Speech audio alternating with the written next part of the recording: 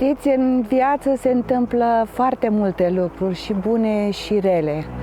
Vârsta nu vine întotdeauna cu bucurii, vine și cu probleme multe de sănătate.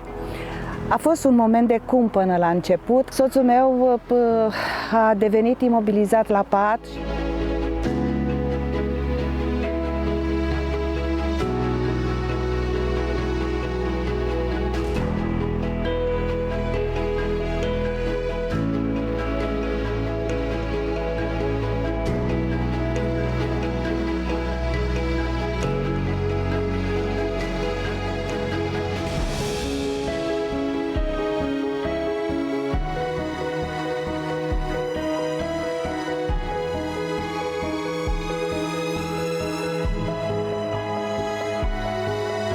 Există kinetoterapie, hidroterapie, fizioterapie. Dragii mei, ce să vă spun, că sunt de toate restaurantul aici, mâncarea este absolut minunată.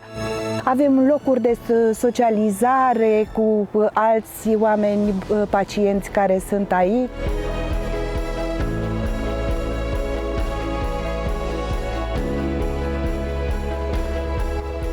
Deci, eu asta spunea că eu aici mă simt, de fapt amândoi, ne simțim ca în povești. Da, da. Așa? Poți să spui chiar că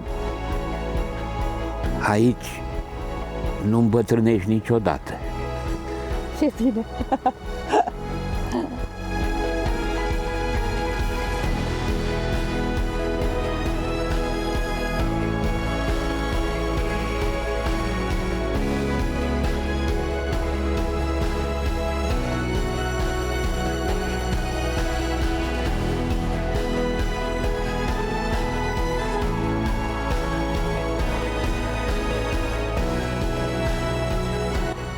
Să țineți minte, Vitalitas.